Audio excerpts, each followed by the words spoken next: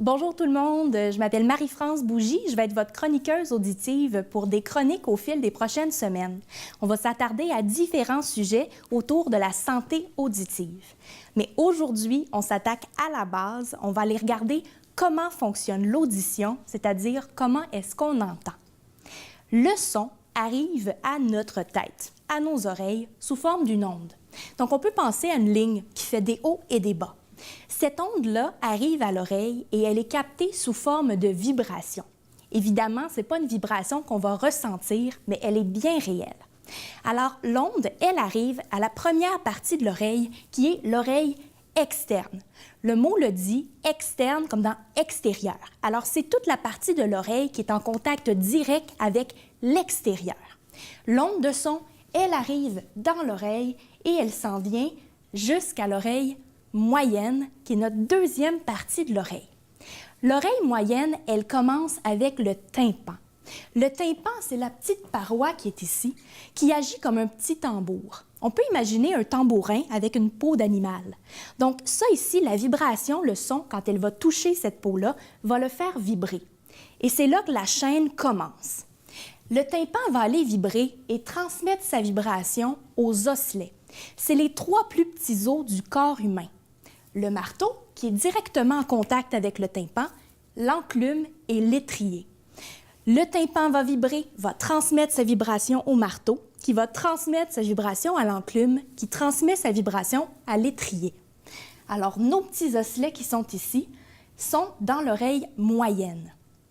L'oreille moyenne comprend également la trompe d'Eustache qui est ici. La trompe d'Eustache, c'est un petit canal qui relie les oreilles, le nez et la gorge. C'est ce qu'on utilise pour enlever la pression. Par exemple, quand on est en avion, qu'on va pincer notre nez et souffler pour faire sortir la pression. C'est également par ce petit conduit-là que le liquide va s'écouler quand on a un rhume, aussi des enfants parfois qui ont des otites. Alors, c'est par là que le petit liquide va s'écouler, la trompe d'Eustache. C'est notre oreille moyenne. Maintenant, on arrive au mini-ordinateur de l'oreille, qui est l'oreille interne.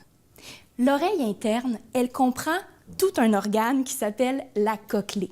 La cochlée, elle ressemble à un petit escargot ou encore à un coquillage. On se rappelle qu'on a nos trois petits osselets qui vibraient et qui sont arrivés jusqu'à l'étrier, le dernier petit os.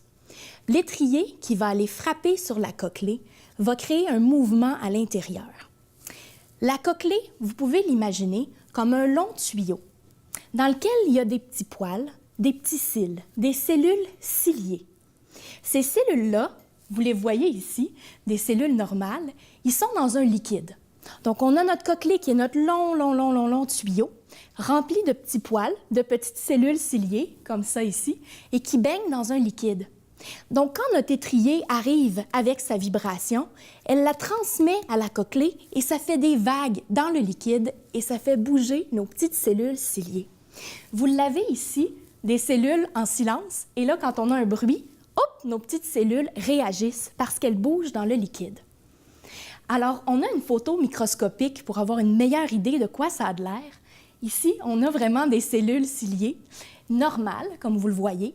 Et ici, on a une image, ça vous donne une idée des cellules qui sont endommagées. Donc, ce qui arrive, on va le voir dans une prochaine chronique, quand il y a des petites cellules endommagées qui peut causer une baisse d'audition.